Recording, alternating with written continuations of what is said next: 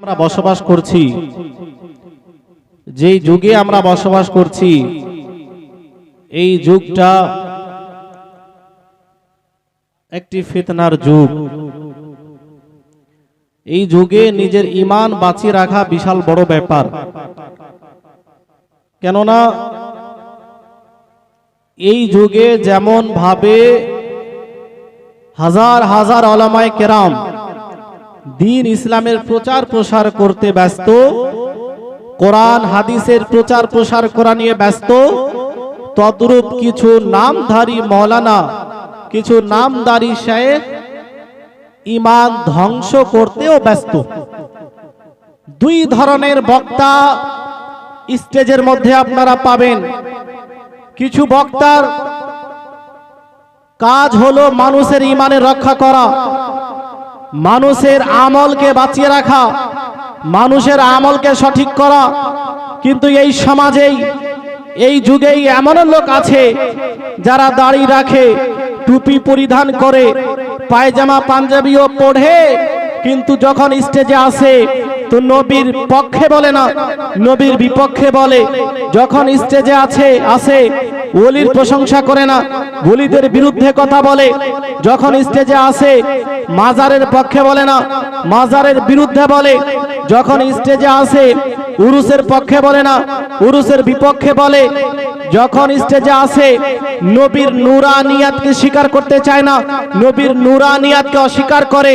যখন স্টেজে আসে নবী পাকের ইলমে গায়বের প্রমাণ দেয় না, বরং একথা বলে নবী পাক ইলমে গায়ব জানতেন না। যখন স্টেজে আসে তো এই কথা বলে যে নবী আমাদের মতো সাধারণ মানুষ ছিলেন।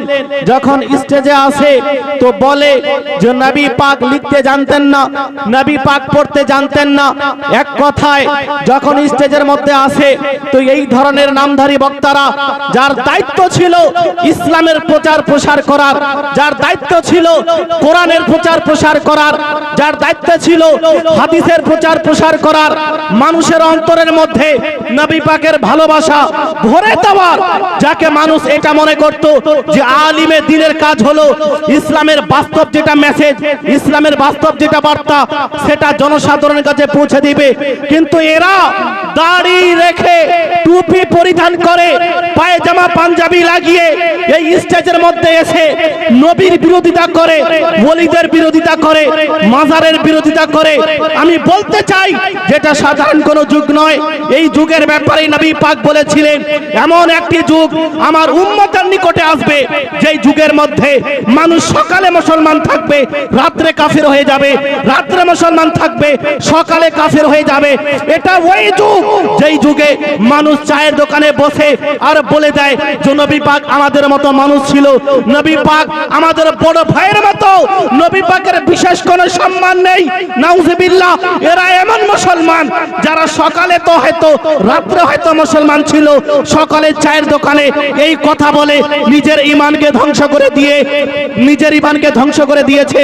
এমন কিছু লোক আছে যারা টোটালি নবী পাকের নূরানিয়াতকে অস্বীকার করে। এরা রাত্রে হয়তো মুসলমান ছিল, সকালে চায়ের দোকানে এই কথা বলে টোটালি নূরানিয়াতকে অস্বীকার করে।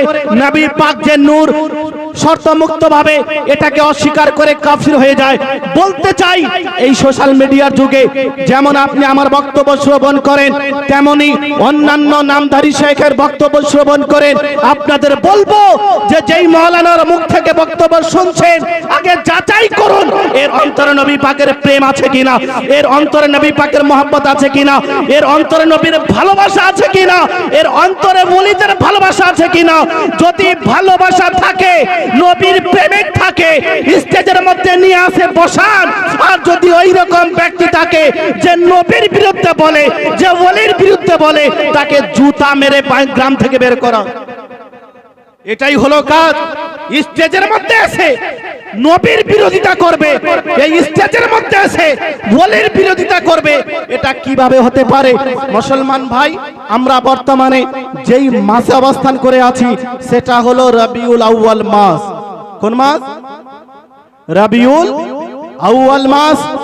আর এই মাসে দুনিয়াতে এসেছেন আমাদের প্রিয় নবী আমাদের আকা ও মাওলা এই দুনিয়ায় এসেছেন।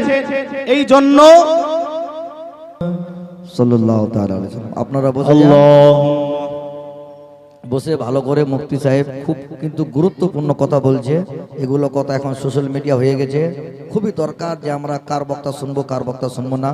খুব গুরুত্বপূর্ণ কথা বলতে লেগেছেন আমাদের মুফতি সাহেব, আপনারা ভালো করে মন দিয়ে শুনেন, এদিক ওদিক করেন না। একবার নারা লাগিয়ে দেন, নারে তাকবীর, নারে রিসালাত, নারে রিসালাত, আজমতে মুস্তাফা, আজমতে মুস্তাফা। हजरत अल्लामा मुफ्ती गुलजार अली मिसबाही, हजरत अल्लामा मुफ्ती गुलजार अली मिसबाही, नारे तकबीर, नारे रिसालत। বলছিলাম এই যুগে নিজের ঈমানকে বাঁচিয়ে রাখা সবচেয়ে বড় বিষয়। ঈমান হারা হয়ে যদি কেউ যায় তো চিরজীবনের জন্য জাহান্নামের আগুনে জ্বলতে হবে। এজন্য নিজের ঈমান বাঁচিয়ে রাখা এটা হলো সবচেয়ে বড় দায়িত্ব আমাদের। আমরা রবিউল আউয়াল মাসে আছি বর্তমানে, আজ 28 তারিখ। আর বিশেষ করে এই মাসে আমরা নবী সাল্লাল্লাহু আলাইহি ওয়াসাল্লামের যে ভালোবাসা আমাদের অন্তরে আছে এটা বেশি বেশি করে প্রকাশ করি। বিভিন্ন দিক দিয়ে আমরা জানি আর মানি যে নবী সাল্লাল্লাহু আলাইহি ওয়াসাল্লামের আগমনের দিন হলো ঈদের দিন। কিসের দিন? নবীর আগমনের দিন, ঈদের দিন। এজন্য আমরা কি বলি? ঈদে মিলাদুন নবী। নবী পাকের আগমনের, নবী পাকের জন্মের ঈদ, খুশি। তো নবী সাল্লাল্লাহু আলাইহি ওয়াসাল্লামের আগমন দিনকে আমরা ঈদ বলে ঘোষণা করি, ঈদ বলে জানি, ঈদ বলে মানি। কিন্তু কিছু লোক আছে তারা স্পষ্টভাবে বলছে যে ইসলামে তো শুধুমাত্র দুইটি ঈদ। এই তৃতীয় ঈদ, ঈদে মিলাদুন নবী কোথা থেকে আসলো? একটি ঈদ হলো ঈদুল আজহা, আর একটি হলো ঈদুল ফিতর। এই দুইটি ঈদ শুধুমাত্র ইসলামে পালন করা যায়, তৃতীয় কোনো ঈদ ইসলামের মধ্যে নেই। এই কথা বলছে কিনা এই জাহিল মুমতাজুল ইসলাম, কারি ইয়াসিন আর ব্রাদার রাহুল, এই ধরনের কিছু জাহিল বক্তা এই সমাজের মধ্যে ভুল করে জন্ম নিয়েছে। আর এদের কাজ হলো মানুষকে বিভ্রান্ত করা, এদের কাজ হলো ইমানদারের ইমানকে লুণ্ঠন করে নেওয়া, ইমানদারের ইমানকে ধ্বংস করে দেওয়া, আমলকে ধ্বংস করে দেওয়া। ওয়াহাবিয়াতের প্রচার প্রসার এরা খুব জোরসোর করে করছে, মানুষকে ধোঁকা দিচ্ছে বিভিন্ন ভাবে। তারা বলে যে ইসলামে শুধুমাত্র দুইটি ঈদ। বলছে কি বলছে না? হ্যাঁ, তৃতীয় ঈদ কোথা থেকে আসলো? তো আমি বলি শোনেন, নবী পাক সাল্লাল্লাহু আলাইহি ওয়াসাল্লামের আগমনের দিন যে ঈদের দিন, এটা তো আমি দলিল দিব, এটা তো আমি বলবো সর্বপ্রথম এই অশিক্ষিত লোকদের, এই জাহিলদের, যারা ইসলামের নামে অপপ্রচার করে, যারা বলে যে ইসলামে শুধুমাত্র দুইটি ঈদ আছে আর কোনো ঈদ ইসলামে নেই, সুতরাং নবী পাকের আগমন দিবসকে ঈদ হিসেবে পালন করা যাবে না। তাদের বলি শুনে রাখো, ইসলামে শুধু দুইটি ঈদ নেই, ইসলামে একাধিক ঈদ আছে। বলেন সুবহানাল্লাহ। দলিল দিয়ে কথা বলি, আপনি উঠিয়ে নিন আবু দাউদ শরীফ হাদিস নাম্বার 1047। নবী সাল্লাল্লাহু আলাইহি ওয়াসাল্লাম বলেন, আল জুমআতু ঈদুল লিল মুসলিমিন, জুমআর দিন হলো সমস্ত মুসলমানদের জন্য ঈদের দিন। বলেন সুবহানাল্লাহ। কি বললেন?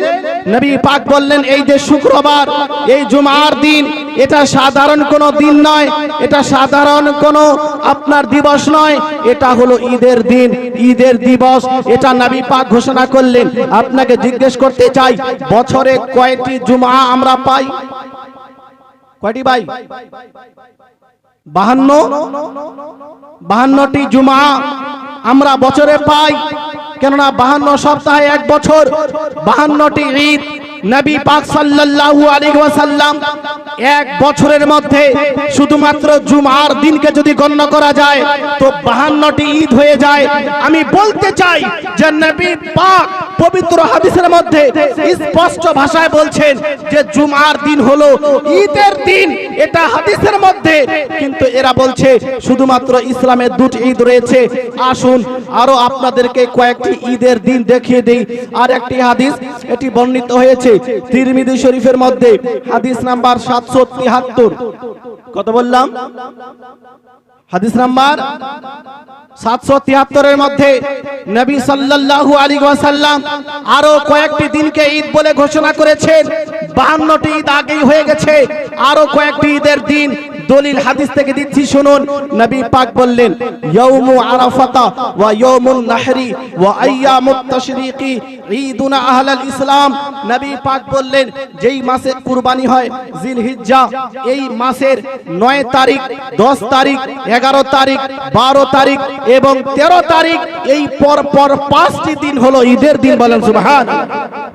নবী পাক হাদিসের মধ্যে বললেন যে জিলহিজ্জা মাসের 9 থেকে নিয়ে 13 তারিখ পর্যন্ত পর পর এই 5টি দিন হলো ঈদুনা আহলাল ইসলাম, মুসলমানদের জন্য ঈদের দিন।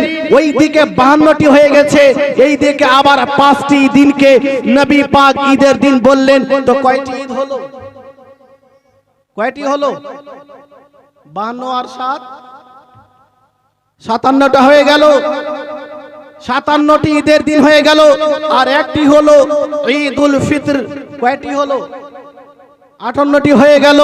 যারা বলে যে ইসলামে শুধুমাত্র বছরে 2টি ঈদ আছে, এদেরকে হাদিস পড়া উচিত। এদেরকে আগে হাদিস বিশুদ্ধভাবে পড়ে যদি নিজে না পড়তে পারে তো সুন্নিদের কোন মাদ্রাসায় এসে কোন সুন্নি আলেমের কাছে এসে বসতে হবে এবং মানতে হবে যে ইসলামে বছরে শুধুমাত্র 2টি ঈদ নেই।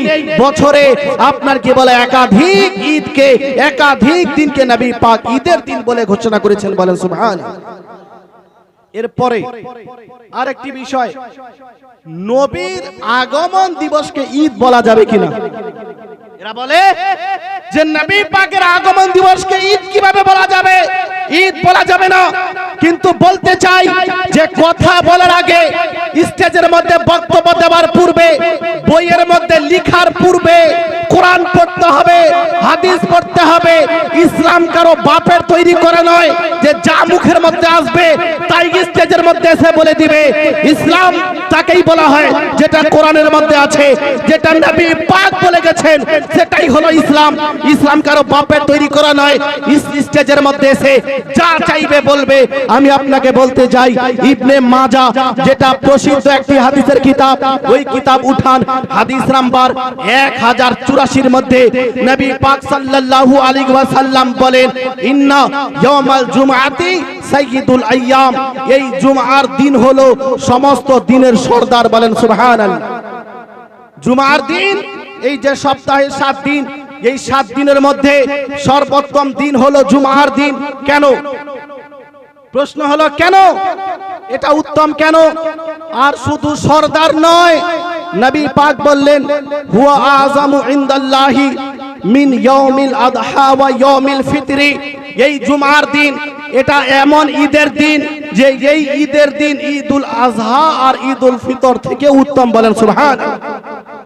কি থেকে উত্তম? ঈদুল আযহা যে ঈদকে আমরা বড় মনে করি, ঈদুল ফিতর যেই ঈদকে আমরা বড় মনে করি, নবী পাক বলছেন ঈদুল আযহা থেকে উত্তম ঈদ হলো জুমআর দিন, ঈদুল ফিতর থেকে উত্তম ঈদ হলো জুমআর ঈদ। প্রশ্ন কেন ইয়া রাসূলুল্লাহ, এই জুমআর দিনে এমন কি হয়েছিল যে এই জুমআর দিন এটা ঈদুল আযহা থেকে উত্তম, ঈদুল ফিতর থেকে উত্তম? তো নবী পাক বললেন ফিহি খামসু খিলাল। এর 5টি বৈশিষ্ট্য রয়েছে। কয়টি বৈশিষ্ট্য? 5টি। তার মধ্যে 3টি বৈশিষ্ট্য একজন নবীর সঙ্গে জড়িত হয়ে আছে। বলেন সুবহানাল্লাহ। জুমার দিন যে ঈদের দিন, তো এটা সাধারণ ঈদের দিন না, ঈদুল আযহা থেকে উত্তম, ঈদুল ফিতর থেকে উত্তম। নবী পাক বললেন 5টি কারণ, তার মধ্যে 3টি কারণ একজন নবীর সঙ্গে জড়িত। একটু এই দিকে মনোযোগ দিন। আর এই রকম জাহিল, ইয়াসিন, জাহিল, মুমতাজুল যে নামধারী বক্তা স্টেজের মধ্যে এসে মুসলমানদেরকে বিভ্রান্ত করার চেষ্টা করে, এদের বাস্তবতা আপনারা নিজেরাই বুঝতে পারবেন যে এরা ইসলামের প্রচার করছে নাকি ইহুদি খ্রিস্টানদের প্রচার করছে। আমি বলতে চাই নবী পাক বললেন 5টি বৈশিষ্ট্য রয়েছে, তার মধ্যে 3টি বৈশিষ্ট্য আপনাদের বলি। নবী পাক বললেন যে খালাকাল্লাহু ফীহি আদম। এই শুক্রবার ঈদুল আযহা থেকে উত্তম, ঈদুল ফিতর থেকে উত্তম, তার একটি কারণ হলো এই দিনে আদম নবীকে আল্লাহ পাক সৃষ্টি করেছেন। বলেন সুবহানাল্লাহ। কাকে সৃষ্টি করেছেন? আদম নবীকে এই শুক্রবারে। তারপরে ওয়া তাওয়াফাল্লাহু ফীহি আদম ইলাল আরদ, আর এই শুক্রবারে মহান আল্লাহ পাক আদম নবীকে দুনিয়াতে পাঠিয়েছেন। বলেন সুবহানাল্লাহ। আদম নবীকে এই শুক্রবারে সৃষ্টি করেছেন, এই জন্য শুক্রবার হলো বড় ঈদ। আদম নবীকে এই শুক্রবারে দুনিয়াতে পাঠিয়েছেন, এই জন্য এটা হলো উত্তম ঈদ। তারপরে ওয়া তাওয়াফাল্লাহু ফীহি আদম, আর এই শুক্রবারেই আদম নবী ইন্তেকাল করেছেন। এই শুক্রবারে কি করেছেন? আদম নবীর ইন্তেকাল হয়েছে, পর্দা করেছেন, দুনিয়া ছেড়ে বিদায় নিয়েছেন। আমি বলতে চাই, আদম নবীকে যেই দিন আল্লাহ পাক সৃষ্টি করছেন, আদম নবীকে যেই দিন আল্লাহ পাক এই দুনিয়াতে পাঠাচ্ছেন, আদম নবীর যেই দিন ইন্তেকাল হচ্ছে, সেটা শুধু ঈদের দিন নয়, ঈদুল আযহা থেকে, ঈদুল ফিতর থেকে উত্তম, এটা আমাদের নবী ঘোষণা করছেন। কিন্তু আমাদের নবীর সম্মান কতটা দেখুন। আমাদের নবী মুসারও নবী, আমাদের নবী হযরত আদমেরও নবী, আমাদের নবী হযরত ঈসা নবীরও নবী, আমাদের নবী হযরত ইব্রাহিম নবীরও নবী। এক কথায় দুনিয়াতে যত নবী রাসূল এসেছেন, সকলদের নবী রাসূল হলেন আমাদের শেষ নবী। আমি বলতে চাই, আদম নবীর আগমন দিবস, আদম নবীর মৃত্যু দিবস যদি ঈদের দিন হয়, তো আমাদের শেষ নবীর দিন ঈদের দিন কেন হবে না? বলেন সুবহানাল্লাহ। নিশ্চিত রূপে আমাদের শেষ নবীর আগমন দিবস ঈদের দিন হবে, এটা তো হাদিস দ্বারা প্রমাণিত। আপনাদের বলি, এটা তো হাদিস ছিল, আমি কোরআন থেকে আপনাদের দলিল দিচ্ছি। নবী পাকের আগমন দিবস এটা হলো ঈদের দিন, খুশির দিন। বলেন সুবহানাল্লাহ। হাদিসের কথা বলছেন, কোরআন থেকে। কোরআন আল্লাহ পাকের নাজিলকৃত কিতাব, আল্লাহ পাক অবতরণ করেছেন। এই পবিত্র কোরআন সূরা ইউনূসের মধ্যে আয়াত নম্বর 58 এর মধ্যে আল্লাহ পাক বলেন, কুল বিফাদলিল্লাহি ওয়া বিরহমাতিহি ফাবিযালিকা ফালইফরাহু। আল্লাহ পাক ঘোষণা দিলেন, হে হাবিব, আপনি বলে দিন আপনার উম্মতকে। কি বলে দিন? আল্লাহর অনুগ্রহ এবং আল্লাহর দয়া এবং সেটারই ওপর মুসলমানদেরকে খুশি প্রকাশ করা উচিত, খুশি পালন করা উচিত। বলেন সুবহানাল্লাহ। শুধু কোরআন পড়লে হবে না, কোরআনের ব্যাখ্যা দেখতে হবে যে এই আয়াতের মধ্যে আল্লাহর অনুগ্রহ আর আল্লাহর দয়া বলতে কাকে বোঝানো হয়েছে। এ প্রসঙ্গে তাফসীরে রুহুল মাআনি 11তম খণ্ড পেজ নম্বর 183 মধ্যে হযরত ইবনে আব্বাস রাদিয়াল্লাহু তাআলা আন বলেন, ইন্নাল ফাদলা আল ইলম, এখানে ফাজল তথা অনুগ্রহ বলতে জ্ঞানকে বোঝানো হয়েছে, ইলমকে বোঝানো হয়েছে। মানে হলো এই যে আল্লাহ পাক যে তোমাদের জ্ঞানী বানিয়েছেন, তোমাদেরকে শিক্ষা দিয়েছেন, তোমাদের জ্ঞান দান করেছেন, এর জন্য তোমরা খুশি পালন করো। বলেন সুবহানাল্লাহ। কেননা শিক্ষা এটা মানুষকে ভদ্র বানায়, বাস্তবে মানুষ করে তোলে। শিক্ষা যদি না থাকে তো চোখ থেকেও মানুষ অন্ধ, সে দেখতে পায় না। দেওয়ালে লেখা আছে এখানে পেচ্ছাপ করিয়েন না, অথচ ওখানে গিয়ে পেচ্ছাপ করছে, পড়তে জানে না, কেমন করে বুঝতে পারবে? তো চোখ আছে কিন্তু তবুও কিছু বুঝতে পারছে না। চোখ আছে তো জ্ঞান যে দান করেছে আল্লাহ পাক, এই জ্ঞানের জন্য খুশি পালন করো। আর দ্বিতীয়, দয়া রহমত বলতে কি বোঝানো হয়েছে? তো হযরত ইবনে আব্বাস বলেন, ওয়ার রাহমাতা মুহাম্মদ সাল্লাল্লাহু আলাইহি ওয়াসাল্লাম, রহমত বলতে মুহাম্মদ সাল্লাল্লাহু আলাইহি ওয়াসাল্লামকে বোঝানো হয়েছে। বলেন সুবহানাল্লাহ। এই যে আল্লাহ পাকের তরফ থেকে তোমাদেরকে জ্ঞান প্রদান করা হয়েছে, এর কারণে তোমরা খুশি পালন করো। এই যে আল্লাহ পাক তোমাদের নিকটে মুহাম্মদ সাল্লাল্লাহু আলাইহি ওয়াসাল্লামকে দুনিয়াতে পাঠিয়েছেন, এর জন্য তোমরা খুশি পালন করো। বলো সুবহানাল্লাহ। এটা কোরআন এবং তার ব্যাখ্যা হাদিস দ্বারা প্রমাণিত।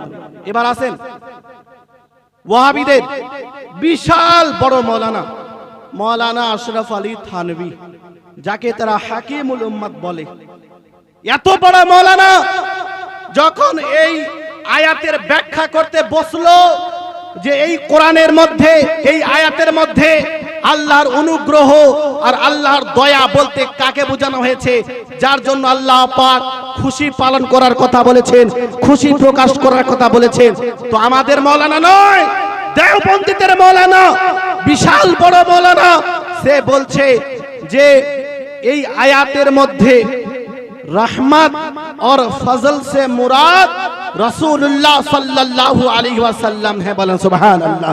देवबंदीদের মৌলানা পর্যন্ত বলছে যে এই আয়াতের মধ্যে আল্লাহ পাক ফজল তথা আল্লাহর অনুগ্রহ আর আল্লাহর দয়া বলতে নবী পাককে বুঝিয়েছেন। বলেন সুবহানাল্লাহ। আল্লাহ পাক বলছেন যে নবী পাককে যে তোমাদের নিকটে পাঠিয়েছি, এই নবীকে পেয়ে তোমরা খুশি পালন করো। বলেন সুবহানাল্লাহ।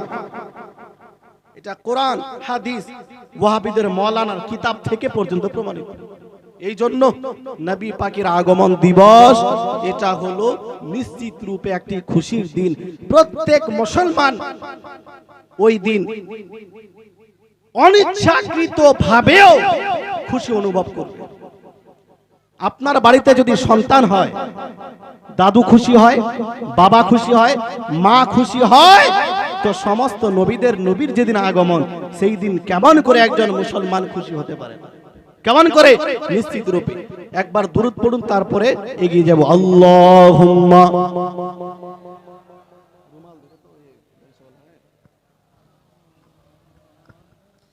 মুহাম্মদ ওয়ালা আলি মাওলানা মুহাম্মদ সাল্লাল্লাহু তাআলা আলাইহি ওয়াসাল্লাম। সময় খুবই অল্প, এজন্য আমি একটু তাড়াতাড়ি বলছি। আর একটি পয়েন্ট, খুশি পালন করে সুন্নিরা, কিন্তু এই ঈদ পালন করলে কি হবে? এই দিনে যদি কেউ খুশি পালন করে, আন্তরিকভাবে খুশি হয়, তো তার জন্য কি লাভ আছে, তার কি প্রতিফল আছে? কোরআন হাদিসে কি কিছু আছে? তো শুনেন, আজ এরা বলে নবী পাকের দিনে আগমন, নবী পাকের আগমনের দিনে খুশি পালন করা যাবে না, খুশি পালন করা বেদাত। কিন্তু আপনাকে বলি যে খুশি পালন করার নির্দেশ তো কোরআনের মধ্যে আছে, হাদিসের মধ্যে আছে, কিন্তু যারা খুশি পালন করে এদের জন্য কি উপহার আছে, এরা কি পাবে? এ প্রসঙ্গে আপনাদের একটু শোনাই, আমি আপনাদের স্পষ্ট করে দিই। নবী পাকের আগমনের জন্য খুশি পালন করা, খুশি হওয়া, এটা মুসলমান তো মুসলমান, কোন কাফির যদি খুশি পালন করে তাকে এর প্রতি আপনার নেকি প্রতিদান দেওয়া হয়। বলেন সুবহানাল্লাহ। কোন কাফির যদি নবী পাকের আগমন দিবসে খুশি পালন করে, আন্তরিকভাবে খুশি হয়, তো মুসলমান, কাফিরকে পর্যন্ত এর প্রতিদান দেওয়া হয়। আমি কোন ছোট মোটো হাদিসের কথা বলছি না। বুখারী শরীফ আসাহুল কুতুবি বাদা কিতাবিল্লাহ, কোরআনের পরে এই জমিনের মধ্যে হাদিস সময়ের মধ্যে যত কিতাব আছে সবচেয়ে বিশুদ্ধ গ্রন্থ হলো বুখারী শরীফ।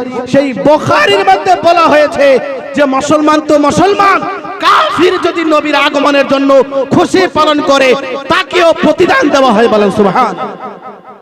বুখারী শরীফ হাদিস নাম্বার 5101। কত বললাম? 5101। মুমিনেরা, নবী পাকের আশিকেরা বেশি করে খুশি মানাও।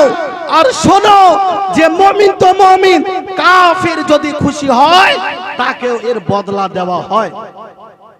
কাফির যদি নামাজ পড়ে নেকি দেওয়া হবে না, কাফির যদি রোজা রাখে নেকি দেওয়া হবে না, কাফির যদি হজ করে তাকে কোনো প্রতিদান দেওয়া হবে না, কাফির যদি যাকাত দেয়, দান করে, কোনো নেকি তাকে দেওয়া হবে না। কিন্তু নবী পাকের আগমন দিবসে খুশি পালন করা, এটাকে এত বেশি পছন্দ করেন আল্লাহ পাক যে মুসলমান তো মুসলমান, কাফিরকে এর প্রতিদান দেয়। বলেন সুবহানাল্লাহ। আপনাদের বলি, এই হাদিস রেফারেন্স দিয়ে দিয়েছি। আবু লাহাবের নাম আপনারা সকলেই শুনেছেন, পাকা কাফির। আবু লাহাবের নামে একটি সূরা পর্যন্ত কোরআনের মধ্যে আছে, সূরা লাহাব। তাব্বাত ইয়াদা আবি লাহাব, ধ্বংস হয়ে যাক আবু লাহাবের হস্তদ্বয়, যার ধ্বংসের কথা বলা হচ্ছে কোরআনের মধ্যে। কিন্তু এই রকম কাফির, তার ঘটনা শুনুন, এটা বুখারীর 5101 নম্বর হাদিসের মধ্যে বর্ণিত। যখন আবু লাহাব মারা গেল, ফালাম্মা মাতা আবু লাহাব, আবু লাহাবের মতো পাকা কাফির যখন মারা গেল, ফাউরিয়াহু বাদু আহলিহি বিশাররিন হায়বা, আবু লাহাবকে কঠিন শাস্তিতে হযরত ইবনে আব্বাস দেখতে পেলেন। হযরত আব্বাস দেখতে পেলেন যে কঠিন শাস্তিতে সে নিপাতিত আছে, কঠিন শাস্তির মধ্যে তাকে রাখা হয়েছে। তাকে জিজ্ঞেস করা হলো, মাদা লাকিতা, তোমার সঙ্গে কি ব্যবহার করা হয়েছে? তুমি তো নবী পাকের উপরে ঈমান নিয়ে আসনি, ইসলাম ধর্ম কবুল করনি, তো বলো তুমি কি অবস্থায় আছো? সে বলল, লাম আলকা বাতাকুম গায়রা আন্নি সুকিতু ফি হাদিহি বিআতাকাতি সুয়াইবা, যে আমি যেদিন থেকে তোমাদের ছেড়ে এসেছি, আমার ইন্তেকাল হয়েছে, আমি অতি কষ্টে আছি। কেন? আমি ইসলাম ধর্ম তো কবুল করিনি, আমি অমুসলিম হয়ে মরেছি, এই জন্য অতি কষ্টে আছি জাহান্নামের মধ্যে। কিন্তু শোনো, একটি দিন এমন আছে, ওই দিন যে যখনই আসে, ওই দিনে আমি নিজের আঙ্গুল থেকে পানি পান করতে পাই। বলেন সুবহানাল্লাহ। কি করতে পাই? পানি। তার আগে বলে রাখি, কোন কাফির যদি দোজখে চলে যায়, বা কোন গুনাহগার মুসলমান যদি দোজখে চলে যায়, গরমের মধ্যে এত গরম ওই আগুন, সে ওই আগুনের মধ্যে জ্বলবে, সে পানি চাইবে। পানি, জামাকে পানি দেওয়া হোক, তাকে শুদ্ধ পানি দেওয়া হবে না, ঠান্ডা পানি দেওয়া হবে না, তাকে এত গরম পানি দেওয়া হবে, যখন ওই পানি সে পান করবে, তার ভেতরে যা কিছু আছে সব গলে পড়ে যাবে। এত গরম ওই পানি থাকবে। কিন্তু আবু লাহাবের মতো একজন পাকা কাফির, তাকে দোজখের মধ্যে শুদ্ধ পানি দেওয়া হচ্ছে। শুদ্ধ পানি কাউকে দেওয়া হয় না। আবু লাহাবকে জিজ্ঞেস করুন, কেন তোমাকে দোজখের মধ্যে শুদ্ধ পানি দেওয়া হচ্ছে? কাউকে তো এই শুদ্ধ পানি দেওয়া হয় না, গরম পানি দেওয়া হয়, তোমাকে শুদ্ধ পানি কেন? তো সে কারণ বলল, শোনো, আমাকে শুদ্ধ পানি এই জন্য দেওয়া হয়, যখন মুহাম্মদ সাল্লাল্লাহু আলাইহি ওয়াসাল্লাম জন্মগ্রহণ করেন, তো আমার একজন দাসী ছিল, আমার একজন বান্দি ছিল, যে ওই সময় জন্মগ্রহণের সময় ওই জায়গাতে ছিল। আমার দাসী সুয়াইবা, সে যখন দেখলো যে মুহাম্মদ নামে দুনিয়াতে চলে এসেছে আল্লাহর নবী, তো সে কি করলো? খুশিতে আমাকে এসে খবর দিল যে তোমার ভাতিজা জন্মগ্রহণ করেছে। বলেন সুবহানাল্লাহ। এই যে খুশির সংবাদ আবু লাহাব যখন শুনলো, তখন সে খুশি অনুভব করলো। বলেন সুবহানাল্লাহ। খুশি অনুভব করলো, খুশি পালন করলো, এবং বলল, সুয়াইবা, তুমি আমার অনেক খিদমত করেছো, আমার পরিবারের জন্য অনেক কাজ করেছো, এই যে খুশির সংবাদ তুমি আজকে আমাকে দিলে যে মুহাম্মদ দুনিয়াতে চলে এসেছে, এই খুশির সংবাদ দেওয়ার কারণে যাও, তুমি অনেক পরিশ্রম করেছো, অনেক কাজ করেছো, এই খুশির সংবাদ দেওয়ার জন্য তোমাকে আমি মুক্তি দিয়ে দিলাম। বলেন সুবহানাল্লাহ। তোমাকে আজাদ করে দিলাম, আর আমার জন্য তোমাকে পরিশ্রম করতে হবে না, আর তোমাকে আমার জন্য কোনো কাজ করতে হবে না, তোমাকে মুক্তি দিয়ে দিলাম। এই যে আমি আমার একজন দাসীকে মুক্তি দিয়েছিলাম, খুশি পালন করেছিলাম, এই জন্য আমাকে জাহান্নামের মধ্যে সোমবার করে শুদ্ধ পানি দেওয়া হয়। বলেন সুবহানাল্লাহ। মুসলমান তো মুসলমান, কাফির আবু লাহাবের মতো একজন কাফিরকে শুদ্ধ পানি দেওয়া হচ্ছে জাহান্নামের মধ্যে। এবার এই হাদিসের ব্যাখ্যা জাহিলের মুখ থেকে নয়, ইমাম জাওজির মতো বিশ্ববিখ্যাত মুহাদ্দিস, উনি এই বুখারীর এবার শারা করছেন, এই হাদিসের ব্যাখ্যা করছেন। উনি বললেন কি জানেন? উনি বললেন, হাজা আবু লাহাব আল কাফির, এই হলো আবু লাহাব যে কাফির, আল্লাযী নাযালাল কোরআনু বিযাম্মিহি, কোরআনের মধ্যে যার তিরস্কার করা হচ্ছে, কোরআনের মধ্যে যার ধ্বংসের কথা বলা হচ্ছে, জুজিয়া বিফরহাতিহি লাইলাতা মাউলিদিন নবী সাল্লাল্লাহু আলাইহি ওয়াসাল্লাম, তাকে প্রতিদান দেওয়া হচ্ছে, জাহান্নামের মধ্যে তাকে পানি পান করতে দেওয়া হচ্ছে। কেন? নবী পাকের আগমন দিবসে সে খুশি পালন করেছিল। এবার উনি বলছেন, একজন কাফিরকে যদি জাহান্নামের মধ্যে শুদ্ধ পানি পান করতে দেওয়া হয়, ফামা হালুল মুসলিমি আল মুওয়াহিদি মিন উম্মতিহি ইয়াসুররু বিফরহাতিহি, তাহলে একজন মুসলমানের অবস্থা কি হবে? যে নবী পাকের উম্মত, সে যদি নবীর আগমন দিবসে খুশি পালন করে, তাকে কতটা নেকি দেওয়া হবে বলেন সুবহান। একজন কাফিরকে যদি প্রতিদান দেওয়া হয়, বদলা দেওয়া হয়, তো একজন মুসলমান যে নবী পাকের উম্মতি, তাকে কত নেকি দেওয়া হবে। এই বুখারী শরীফের হাদিস তার ব্যাখ্যা থেকে প্রমাণিত। এই জন্য মুসলমান ভাই, নবী পাকের আগমনের দিবস এটা হলো বিশাল বড় ঈদ।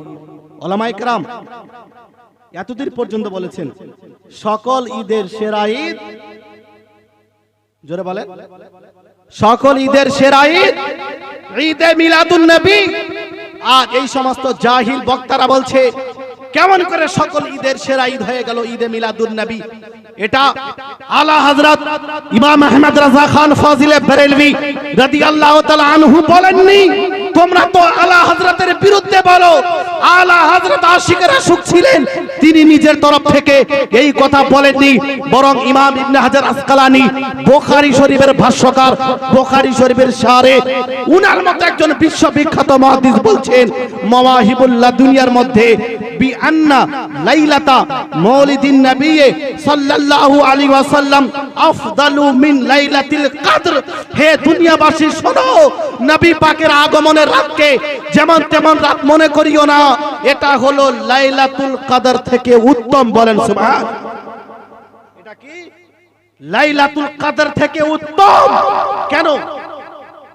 প্রশ্ন কেন? মুহাদ্দিসিনে কেরামের জবাব দিয়েছেন, আমাদের মতো মৌলভী সাহেব নয়। মুহাদ্দিস যারা লক্ষ লক্ষ হাদিস যাদের মুখস্থ ছিল, আজ যদি মুমতাজুলকে বলেন যে বুখারীর একটি হাদিস যেখানে জাবার জের আকারে লেখা নেই, পড়ে শুনিয়ে দাও, ওই স্টেজ থেকে পালিয়ে যাবে। একটি হাদিস আপনাকে শোনাতে পারবে না, চ্যালেঞ্জ করে বলছে।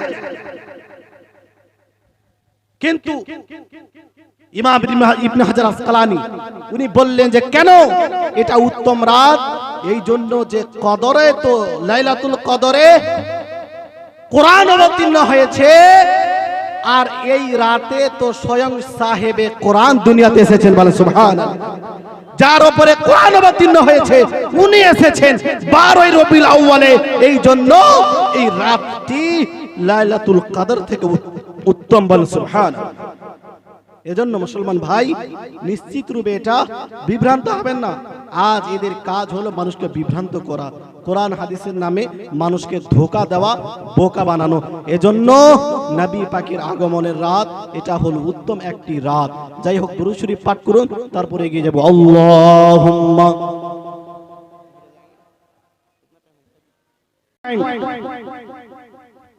নবী পাকের আগমনের খুশিতে ওই দিনে আমরা কি করি? গরু, ছাগল, মুরগা ইত্যাদি জবাই করে ফাতিয়া করি, নিজে খাই এবং নিজের বন্ধু বান্ধবদের, আত্মীয় স্বজনদের খাওয়াই। খাওয়াই কি খাওয়াই না? হ্যাঁ, খাওয়াই। কিন্তু এরা এটার উপরে আপত্তি করে যে নবী পাক ওই দিন এসেছেন, তো ওই দিনে গরু জবাই করে ফাতিয়া করার কি দরকার? ওই দিনে মাংস রান্না করে খাওয়ার কি দরকার? আমি আপনাদের বলি শোনেন, নবী পাকের আগমন দিবস এটা ছোট মোটো কোনো দিবস নয়, বরং এটা খুশির দিবস। আর খুশির দিনে মানুষ ভালো জিনিসই খায় বলেন সুবহান। আপনাদের বলি যে ওই দিনে মাংস ইত্যাদি রান্না করে খাওয়ানো, এটা হলো নবী পাকের সুন্নাত বলেন সুবহানাল্লাহ। এরা তো বিদআত বলছে না, আমি আপনাকে সুন্নাত প্রমাণ দিচ্ছি। সুন্নাত এটা নবী পাক নিজের আগমনের জন্য, এই যে নবী দুনিয়াতে এসেছিলেন এর শুকরিয়া আদায় করার জন্য আমাদের নবী পর্যন্ত জানোয়ার জবাই করে নিজের উম্মতকে খাইয়েছেন। বলেন সুবহানাল্লাহ। হাদিস দিচ্ছি আপনাকে, আরেকবার বলি, হাদিসটি বর্ণিত হয়েছে সুনানুল কুবরা লিল বাইহাকি, বিশুদ্ধ একটি হাদিসের কিতাব, 6তম খণ্ড, পেজ নম্বর 300। এখানে হাদিসটি বর্ণিত। হাদিসটি কি? হাদিসটি হলো এই, হযরত আনাস রাদিয়াল্লাহু তাআলা আনহু বলেন যে লাম্মা ওয়ালাদান নবী সাল্লাল্লাহু আলাইহি ওয়াসাল্লাম আক্কা আনহু আব্দুল মুত্তালিব। আর এই হাদিসটি তারিখে দিমাশকের মধ্যেও বর্ণিত হয়েছে, 3য় খণ্ড, পেজ নম্বর 32। হাদিসের মধ্যে এসেছে এই যে যখন নবী পাক সাল্লাল্লাহু আলাইহি ওয়াসাল্লামের জন্মগ্রহণ হলো, দুনিয়াতে আসলেন, তো নবী পাকের তরফ থেকে নবী পাকের দাদা হযরত আব্দুল মুত্তালিব একটি জানোয়ার জবাই করে আকিকা করেছিলেন। কিন্তু নবী পাক যখন দুনিয়াতে আসলেন, তো সুনানুল কুবরা লিল বাইহাকির মধ্যে হাদিস বর্ণিত যে নবী সাল্লাল্লাহু আলাইহি সাল্লাম কি করলেন? আক্কা আন নাফসিহি বাদা নবুওয়াহ, নবী পাক নবুয়ত প্রকাশ করার পরে, মানে 40 বছর পরে নিজের তরফ থেকে আবার আকিকা করলেন। আচ্ছা, একটি মশলা আপনাদের বলে দিই, আকিকা কি জীবনে 2 বার হয়? আকিকা কয়বার আপনি করতে পারেন? জীবনে আকিকা একবারই হয়, আকিকা দ্বিতীয়বার হয় না। কুরবানি বারবার, কিন্তু আকিকা জীবনে একবার। প্রথম হাদিস থেকে প্রমাণিত যে নবী পাকের দাদু হযরত আব্দুল মুত্তালিব নবী পাকের জন্মের পরে আকিকা করেছিলেন। এর পরেও কি ব্যাপার, নবী পাক নিজের তরফ থেকে আবার জানোয়ার জবাই করে নিজের উম্মতকে খাওয়ালেন, নিজে খেলেন। কি কারণ? তো যারা বড় বড় মুহাদ্দিস তারা বললেন, যেমন ইমাম জালালউদ্দিন সুয়ুতি, উনি বললেন আল আকিকাতু লা তুআদু মাররাতান সানিয়া, আকিকা দ্বিতীয়বার হয় না। কিন্তু কি কারণ যে নবী পাক নবুয়ত প্রকাশ করার পরে আবার নিজের তরফ থেকে জানোয়ার জবাই করে নিজের উম্মতকে খাওয়ালেন, নিজে খেলেন? কি কারণ? তো ইমাম জালালউদ্দিন সুয়ুতি বলছেন ফাআলাহুন নবী সাল্লাল্লাহু আলাইহি ওয়াসাল্লাম ইজহারান লিশুকরি, নবী পাক সাল্লাল্লাহু আলাইহি ওয়াসাল্লাম এই যে 40 বছর পরে নিজের নবুয়ত প্রকাশ করার পরে নিজের তরফ থেকে জানোয়ার জবাই করে নিজের উম্মতকে খাইয়েছিলেন। এর কারণ ছিল নবী পাক যে দুনিয়াতে এসেছেন, আল্লাহ পাক যে নবীকে দুনিয়াতে পাঠিয়েছেন, এর শুকরিয়া আদায় করার জন্য, নিজে খুশিতে শুকরিয়া আদায় করার জন্য জানোয়ার জবাই করে নিজের উম্মতকে খাইয়েছেন। বলেন সুবহান। নবী পাক খুশিতে শুকরিয়া আদায় করছেন, হে আল্লাহ আমাকে দুনিয়াতে পাঠিয়েছো আমার উম্মতিদের কাছে শুকরিয়া আদায় করার জন্য। নবী পাক নিজের আগমনের জন্য জানোয়ার জবাই করে মানুষকে খাইয়েছেন। এটা তো হাদিস দ্বারা প্রমাণিত। এরপরে ইমাম জালালউদ্দিন সুয়ুতির মতো একজন বিশ্ববিখ্যাত মুহাদ্দিস, যাকে সবাই মানে, ওয়াহাবি দেওবন্দি যত আছে সবাই যার কথা মানে, ওই রকমের একজন বিশ্ববিখ্যাত মুহাদ্দিস, উনি কি বলছেন? হুসনুল মাকসিদ ফি আমালিল মাউলিদ, পেজ নম্বর 64 এবং 65 মধ্যে আরবি ভাষায় কিতাব লিপিবদ্ধ। উনি বললেন এই যে নবী পাক নিজের তরফ থেকে জানোয়ার জবাই করে নিজের উম্মতকে খাওয়ালেন খুশিতে, লিজালিকা, এই জন্য, ফায়ুস্তাহাব্বু লানা আইজান, আমাদের জন্যও মুস্তাহাব, আমাদের জন্যও উত্তম কি? ইজহারুশ শুকরি, আমরা যেন শুকরিয়া পালন করি, শুকরিয়া আদায় করি। বলেন সুবহানাল্লাহ। তার সাথে সাথে কি করি? বি ইজমাইল ইখওয়ান ওয়া ইতআমিত তাআম, তার সাথে সাথে আমরা যেন নিজের মুসলিম ভাইদেরকে একত্রিত করি, তাদেরকে দাওয়াত দিই এবং তাদেরকে খাবার খাওয়াই। বলেন সুবহানাল্লাহ। এটা হলো মুস্তাহাব। ইমাম জালালউদ্দিন সুয়ুতি এটাকে মুস্তাহাব বলে ঘোষণা করেছেন যে নবী পাকের আগমনের খুশিতে যদি কোনো ব্যক্তি জবাই করে জন্তু জবাই করে নিজের বন্ধু বান্ধবকে দাওয়াত করে খাবার খাওয়ায়, তো এটা কোনো বিদআত কাজ নয়, এটা হলো মুস্তাহাব নেকির কাজ, সওয়াবের কাজ। বলেন সুবহান, এটা সওয়াবের কাজ, কিন্তু এরা এটাকে বিদআত বলছে। আল্লাহ পাক হেদায়েত দান করুক। বলার উদ্দেশ্য যে নবী পাক সাল্লাল্লাহু আলাইহি ওয়াসাল্লামের ভালোবাসা আমাদের অন্তরে আছে, আর যার অন্তরে যার ভালোবাসা থাকে সেটা সে প্রকাশ করার চেষ্টা করে, বের করার চেষ্টা করে, বলার চেষ্টা করে।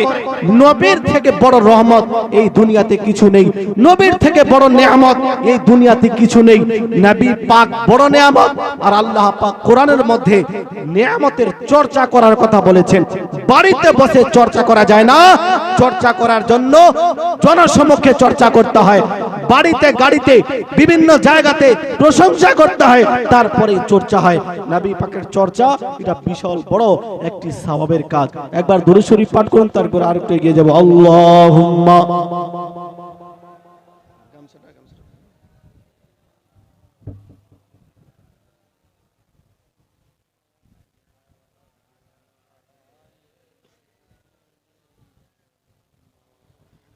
মাওলানা মুহাম্মদ সাল্লাল্লাহু তাআলা আলাইহি ওয়াসাল্লাম।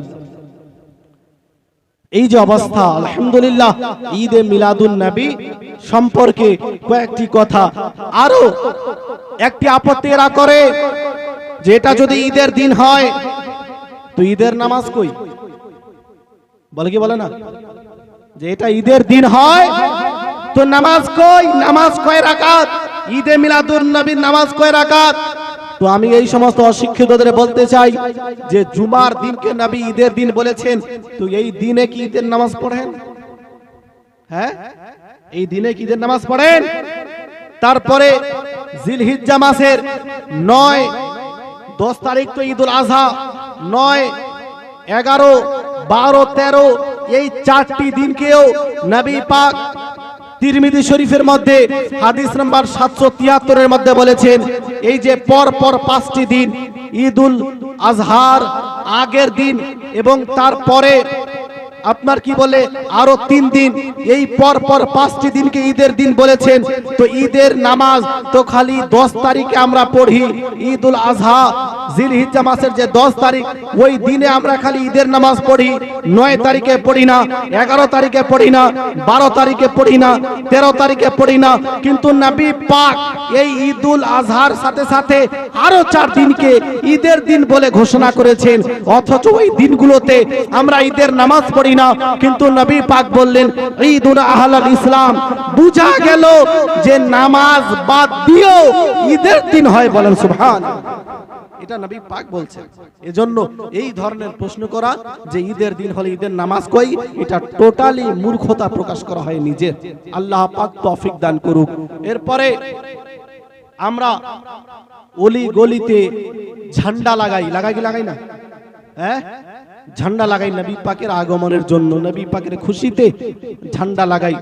এরা এটাও বলে যে এটা বিদআত, অথচ এরাই বিভিন্ন ভোটের সময় যে ব্যক্তি যেই পার্টিকে সমর্থন করে সেই পার্টির ঝান্ডা লাগায় না, ঝান্ডা লাগায়, ওই সময় কেউ এটাকে বিদআত বলে?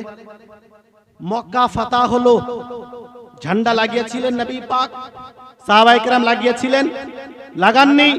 তা সত্ত্বেও যখন স্বাধীনতা দিবস আসে তো এরা সবাই ঝান্ডা লাগায়, আমরাও লাগাই, কোন রকমের আপত্তি কেউ করে না।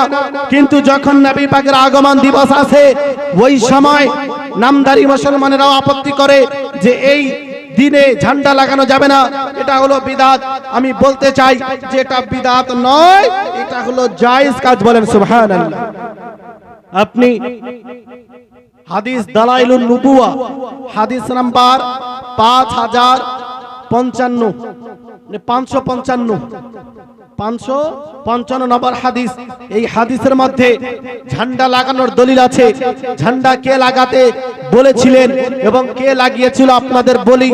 মা আমেনা রাদিয়াল্লাহু তাআলা আনহা, নবী পাকের মা, উনি বলছেন রায়তু সালাসা আলামিন মাজরুবাত, আমি নবী পাকের আগমনের রাত্রে দেখলাম যে 3টি ঝান্ডা লাগিয়ে দেওয়া হয়েছে, বলেন সুবহানাল্লাহ। 3টি ঝান্ডা লাগানো অবস্থায় আমি দেখলাম, উনি বললেন আলামান ফিল মাশরিকি ওয়া আলামান ফিল মাগরিবি ওয়া আলামান আলা জাহরিল কাবা। 3টি ঝান্ডা আমি লাগাতে দেখেছি।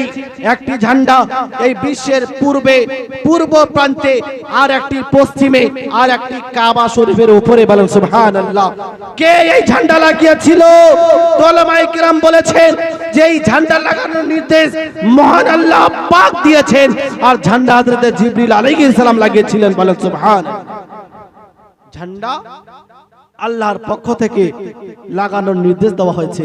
এই জন্য খুশিতে এই আপনার কি বলে ঝান্ডা লাগানো, এটা নিশ্চিত রূপে জায়েজ বৈধ কাজ। লাইটিং লাগানো, আমাদের বাড়িতে নিজের ছেলে মেয়ের বিবাহ হয় তো খুশিতে লাইটিং নিজের বাড়ি করে, গাড়িকে সজ্জিত করে, ওই সময় কেউ এটাকে অপচয় বলে না, ফজুল খরচি কেউ বলে না। কিন্তু যখন নবী পাকের আগমনের দিবস আছে, খুশির মাস আছে, তো নবী পাকের প্রেমিকরা যখন নিজের বাড়ি, নিজের দোকান, নিজের অলিগলি রাস্তাঘাট লাইটিং করতে আরম্ভ করে, তখন এদের বিদআতের কথা মনে আসে। অথচ এরাই নিজের ছেলের বিয়েতে, নিজের মেয়ের বিয়েতে লাইটিং করে, কোনো আপত্তি হয় না। কিন্তু এই সমস্ত কাজ যদি নবীর সময় করা হয়, নবীর আগমনের সময় করা হয়, এটাই আবার বিদআত হয়ে যায়। এটাই বলার উচিত, বলতে চাইছি যে যেই কাজ নিজেরা করে এক সময় ওটাকে বিদআত মনে হয় না, কিন্তু ওই একই কাজ নবীর সময় বিদআত হয়ে যায়। বলার উদ্দেশ্য, নবী পাকের ভালোবাসা যখন কোনো ব্যক্তির অন্তরে থাকবে, নবী পাকের মুহাব্বত যখন কোনো ব্যক্তির অন্তরে থাকবে, তখনই সে নিজের ভালোবাসা, নিজের মুহাব্বত প্রকাশ করবে, অন্যথায় সে প্রকাশ করতেই পারে না। একবার আর দুরূদ শরীফ পাঠ করেন, আল্লাহুম্মা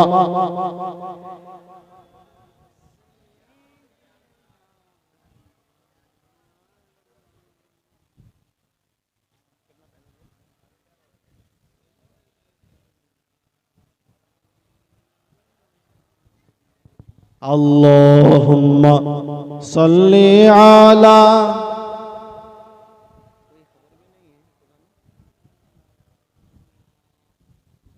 ওয়া আলা আলি মাওলানা মুহাম্মদ। আল্লাহুম্মা